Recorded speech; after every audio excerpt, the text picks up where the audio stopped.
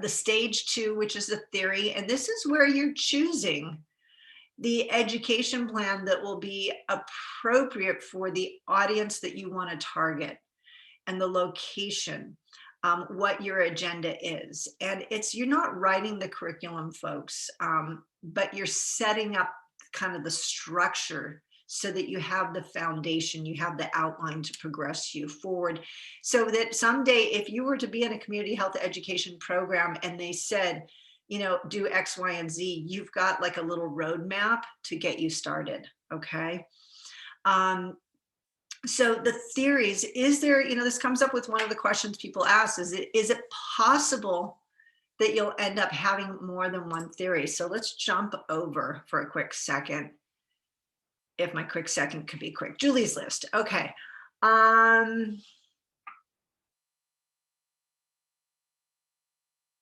There was one that said, and maybe I left it for you guys to muddle through first. All right, I'll let you guys muddle through first, and then I'll look for it in the interim while you guys are working, if that's okay with you guys.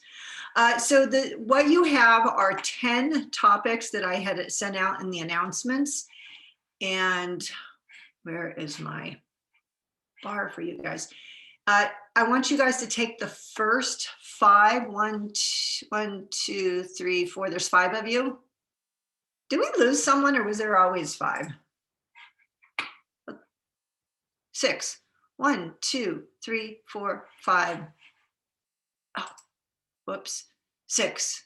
Okay, what do you guys want to do? Do you want to go ahead and be in a group of 6, or do you want to break up into 3 and 3? Vote, please. You're 6. 6? You want to go for a full on? Okay, good for you guys. That's fine. So you're going to tackle the first 5 on the list in your announcement.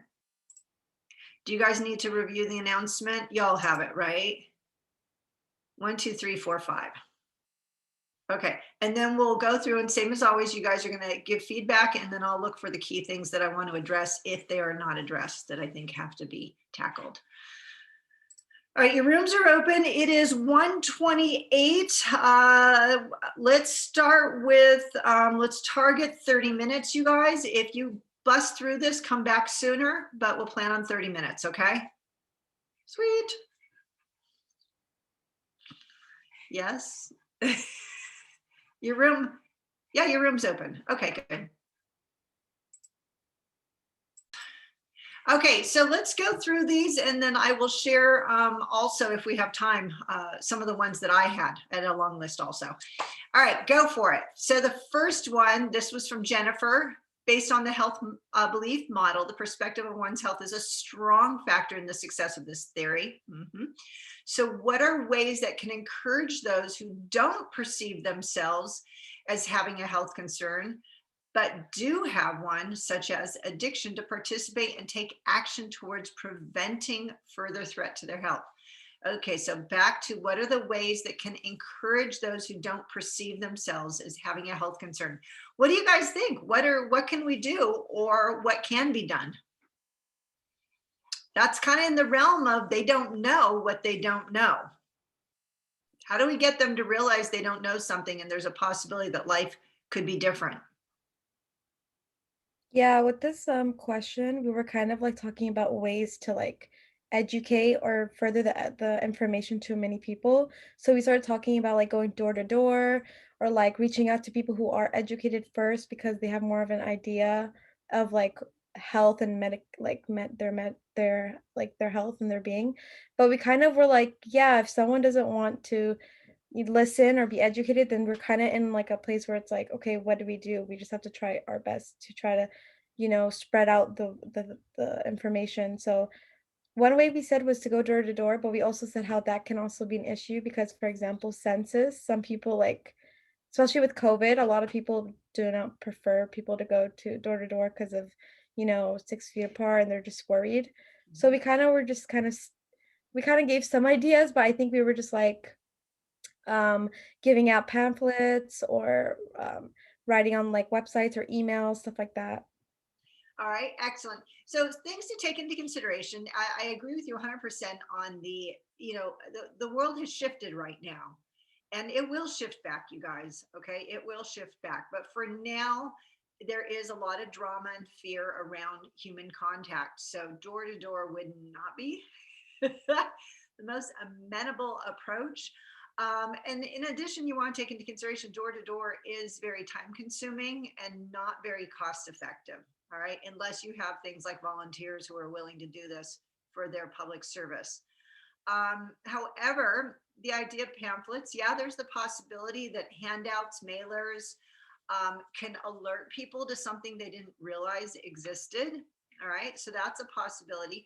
But I want you also to expand your horizons and think a little bit about if you were to initiate a program, the people in the program actually have the ability to market the program, to open people up to the idea of something exists that they didn't even know existed for themselves or in society. So that's otherwise known as a grassroots initiative, where you have a class, you initiate some type of community health education, and you have a class and you're teaching the class and you invite people to bring guests. And maybe the conversation is bring a guest who you have a vision for, who you feel would benefit from this. But it's a fine line, a very thin line we walk on that, because we don't ever want to go around telling people you need this. All right. Because then that suggests you're telling me I'm broken, and nobody takes well to that. So it's like showing example, like showing a visual of people like, oh, we're gonna bring like a speaker or someone who's in that field who knows more where Got the it? Or even just personal enthusiasm. I'm doing this class and I love it. It's amazing. It's making a difference for me. And I would just love to share with you what I'm experiencing. It's no harm, no foul to share, folks. But like all things in life, think about just even social events with friends in the past that, if you said, hey, this is really cool, I want to do it. You want to go with me? This goes back to the diffusion of innovation. And I want you, it's kind of cool, but I want you guys to think about this in terms of friends and family and people. DI talks about how there's the innovators, the first adopters. Those are people who are spontaneous. That if you say, hey, you want to come with me? It'll be really fun. They're like, sure.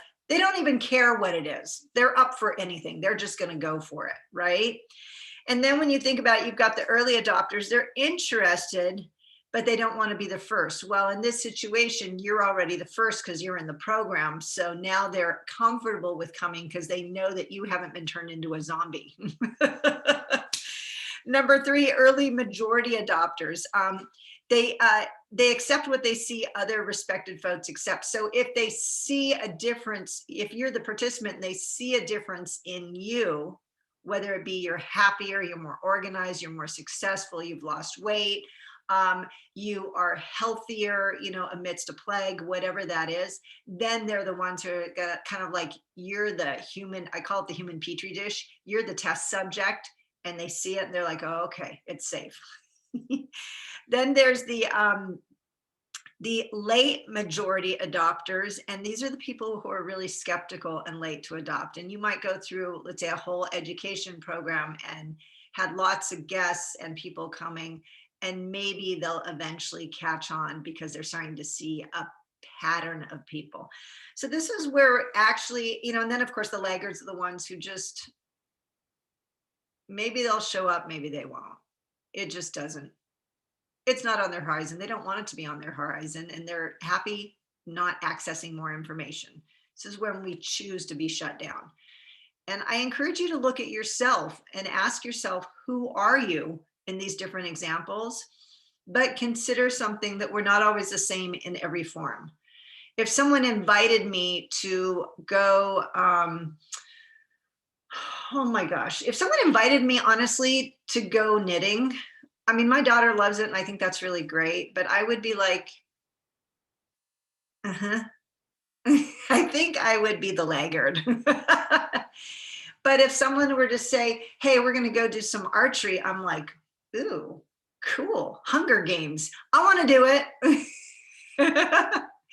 And I would be impromptu on top of it right away. So sometimes it depends on the situation, that personalities are not stereotypical in all aspects of life. So bottom line is, folks, is there's extraordinary variability in people.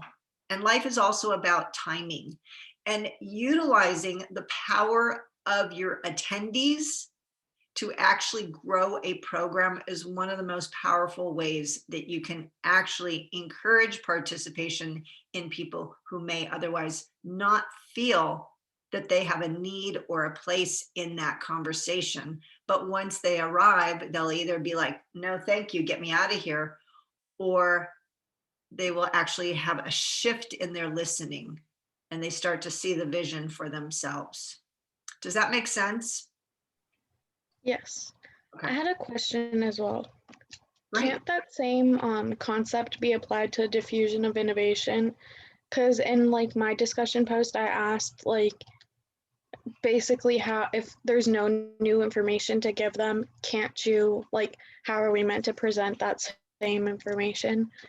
So you would just present it to them in a manner that they would like be willing to read or accept or take into account, kind of.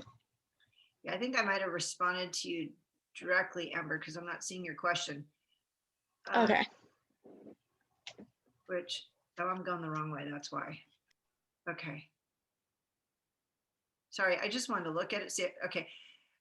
So not, is it this one? If change is at the bottom, if change is a process explained in the trans-theoretical model, how likely is it for people to jump back and forth within each of the stages? Is that it? No.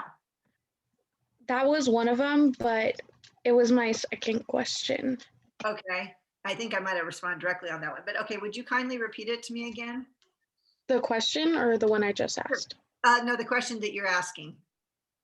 I was just saying, can that same concept be applied to the diffusion of innovation?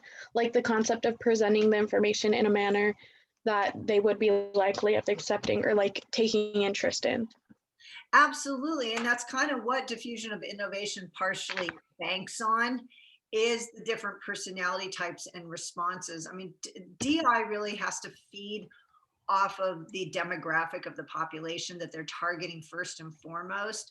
Mhm. So we're in a society right now where we're really dependent on social media. And this is why the ad industry has shifted so much, is that they've discovered that the millennials and Gen Z are uh, um, a powerful resource for the advertising agent industry. And you're a powerful resource for a couple of reasons. Number one, it's very easy to target you guys because of social media. Number two, it's very cheap for the ad industry in comparison to television. So they're saving bank on this. And number three, it's very easy for them to identify the trend setters, the people who are really on the forefront that create those waves of change. And so you just have to find your audience and then target it. So, kind of playing a little bit off of what you're saying, Amber, is usually using the diffusion innovation and utilizing the other, some of the other aspects of the health models and theories is that, creating change in our society, really social media right now is the platform. Sorry, my brain's firing right now thinking about this. But this is where things like celebrities and I don't know, there's such a shift. Our society is going through such a huge shift right now, and everything that it's mind altering. Sorry, I'm there with you. I really am. Amber, I don't feel like I answered your question. What do you think? I think you did. I was just saying, can the like basically, because you know how you were talking about it in regards to the health belief model. Mhm. Well, I was just saying, like taking that concept of like basically catering to the audience is the same way you would cater to the audience in like diffusion of innovation. Like even if there's no new information to give, you give the information you have in a manner that they're going to be receptive to it. Do you Yes. get what I'm saying? Yeah, I think I think the response might have been to you where I was talking about like the 5 a day. This was a campaign back, I think in the 90s. think it was in the 90s where they were really pushing the idea of eat 5 fruits and vegetables a day. And then that campaign kind of fell off the wayside. And that they have the ability to recycle information and bring it up again and steal and borrow from other programs and represent it to people, because our society is so hyper, I almost want to say hyper responsive to things that we very easily forget what we've been exposed to in the past, or because we've got cycles, you know, it's like, okay, you guys don't, when, especially when you're younger, you don't have the history, right? Of life experience. So like, while right now, while wide leg pants are really popular, I'm listening to my daughter talk about this and thinking, oh my God, I'm in the 70s all over again. Yeah, completely rude. So we do have the ability to recycle information. We do have the ability to merge, utilize the data, you know, the information and approaches of DI and apply it in the health belief model, and to access some of the health belief model and apply it how we present the information in DI, so that we are targeting those different layers and creating that ripple effect.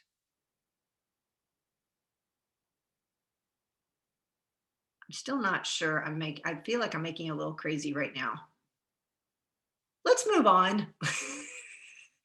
If that just got to be too much, then let's stop there, and Amber will go offline. Okay. Is that okay, you guys? You there? 3 to 3:15. Okay, thank you. Okay, it's 2:15.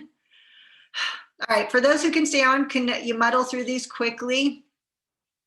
Social cognitive theory was up the next one you guys did. 6 concepts that are associated with it. Are all 6 concepts required to be used within the program, or is the program allowed to pick and choose what concepts they focus on? What do you guys think? What was your conclusion?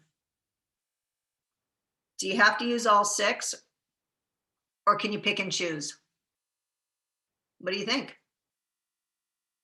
We said that all 6 would lead to the goal. Like each step is very important, but it depends. But we said that I think you should continue through all of it. Yeah, all of the steps are highly valuable, but in the end, you guys, you always got to take into consideration the population. You've got to look at, you know, your assessment of them, their needs, your pre-assessment, looking at the demographics of the population in advance. And then once you have them in a classroom, you have to reassess, because the data doesn't always reflect the individuals. So it might be possible that you get into the classroom and you start to realize that some of these just are not applicable. You know, at one point the conversation came up, the question was, I don't know if I can do this. Someone had asked if they were raised in an environment where things like the positive accolades were not, okay, Rosemary had said, how do health education specialists help people not comfortable in accepting feedback? You know, for example, when they're getting positive accolades. And that's a situation where you go in thinking, hey, this is gonna, you know, that reinforcement's gonna be really great in this environment.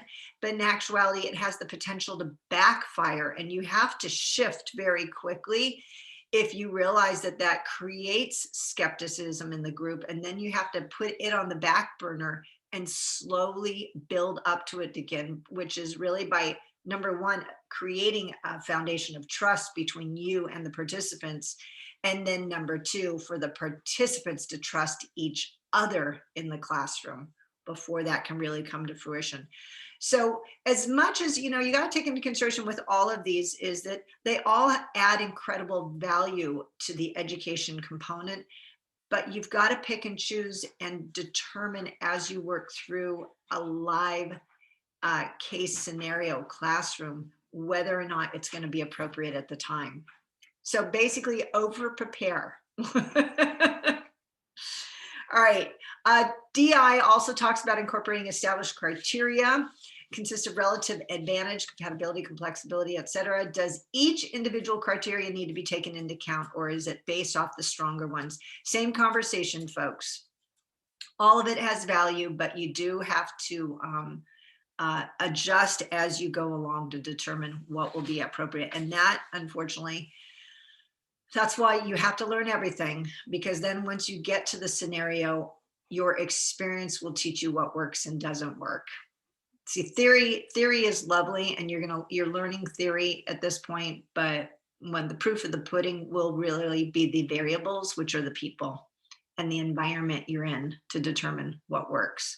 So you want to learn all of it and then be flexible as to what you have to chuck out the window. And there's a possibility that in the middle of a class, you realize this doesn't apply, but then it becomes applicable later and you bring it in later. So you don't want to be rigid. You want to be very fluid in that situation.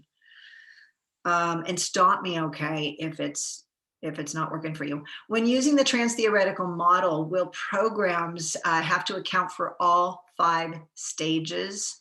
Or is it possible for a program to just target people that are in specific stages, such as contemplation and preparation? What do you guys think? What did you come up with for that one?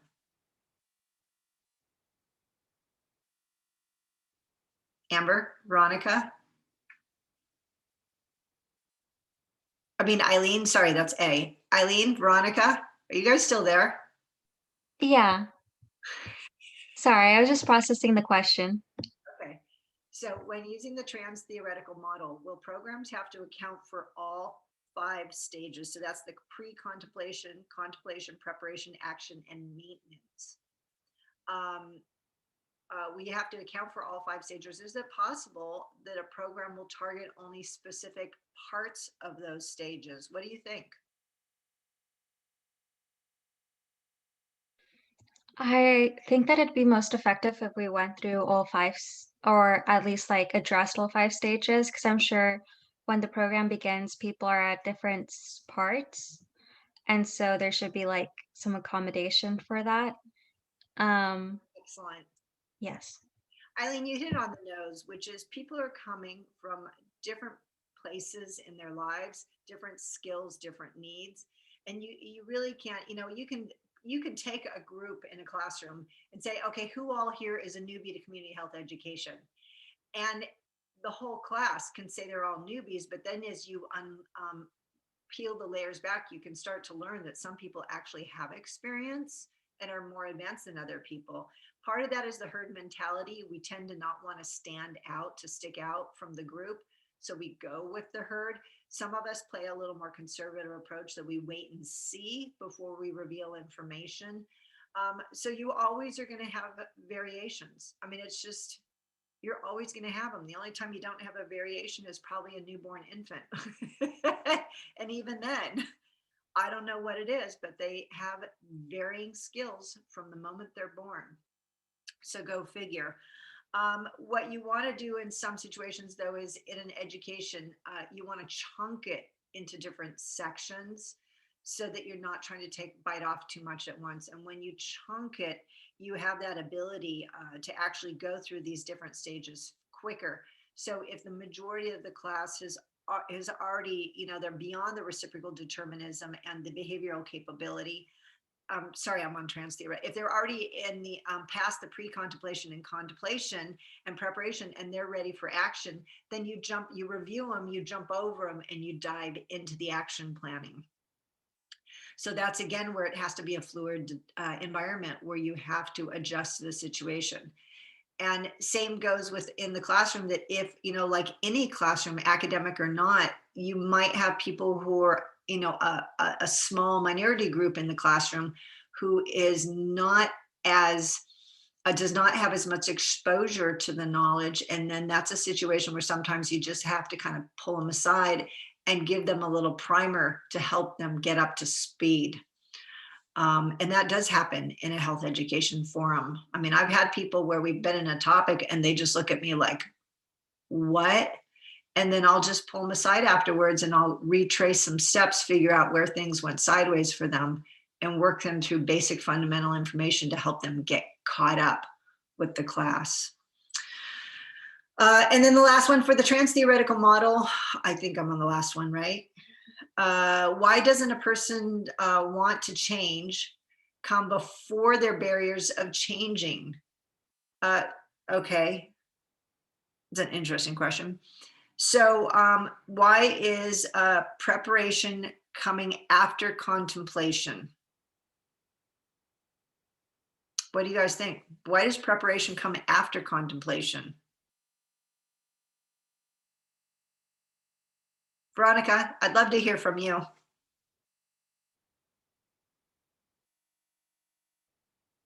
Veronica, Yes. welcome back. In the trans theoretical model, this is the very last question, SG. Why does preparation come after contemplation?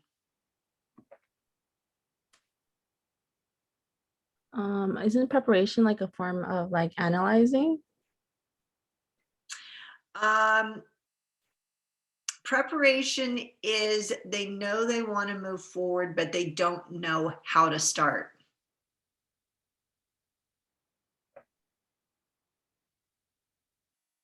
So they're ready, they want to do it, but they don't know how to begin. So okay, pre-contemplation is to go back for a quick second, you guys. Pre-contemplation is the person has no interest. It's just not on their horizon. Don't even talk to me about it, you know, or they just don't know what, well, yeah, they kind of know. So, but they just have no interest. Contemplation is they may have a dream like, yeah, someday I want to go to the university. Preparation is I want to go to the university. I don't know what to do. I don't know how to get into the university. I don't know how to find scholarships. I don't know how to apply. I don't know anything, you know, and they're looking for that preparation skill. Action plans is now they've got the knowledge of how to get into the university, and they're like, okay, great, I got to go online and I got to register. I've got to apply for these scholarships. This is where I'm going to find the scholarships to apply for them. I've got to, you know, once I get registered, I've got to choose my classes. I'm going to review the professors and find out who is a good professor, who stinks. You know, it's that action stage where you're starting to amass the steps to get you into the university, matriculating. And then maintenance is monitoring your time in the university. So the contemplation and the preparation, contemplation does come before preparation, because if you prepare before contemplating, you're randomly preparing for anything and yet nothing. And that preparation in advance might be for something else that applies to this arena, but it's not targeted specifically for what you're contemplating because it's coming before that decision. So bottom line is, you guys, trans theoretical model does have a sequence of events. And when you're lining up and knowing where you want to go and what you want to accomplish, they fall in sequential order, and they have to fall into sequential order. All right. Okay. It's 2:27. And, you know, as best we can, we muddled through this list. I have more. When I do Thursday's class, we'll go through more of the topics, and I will try to set aside more time to address questions. If you guys have any questions that you feel you had posted that you really want the answer for and you never felt like you got the answer to, or if you see someone else's question and you don't feel like you got the answer and you really want it, reach out to me, please. Because then I will make sure if it's yours, I'll post it in your grade. If it's someone else's, I'll post it on the discussion board where you posted the questions originally. Okay. All right. If you don't have any questions, do you guys have any questions right now? No. No. Thank you. All right. Then you guys have an absolutely fantastic week. All this information will be recorded and available to you. All right. Okay. Thank you, Professor. Okay. Thank you guys. Be awesome, be amazing. And hey, be healthy.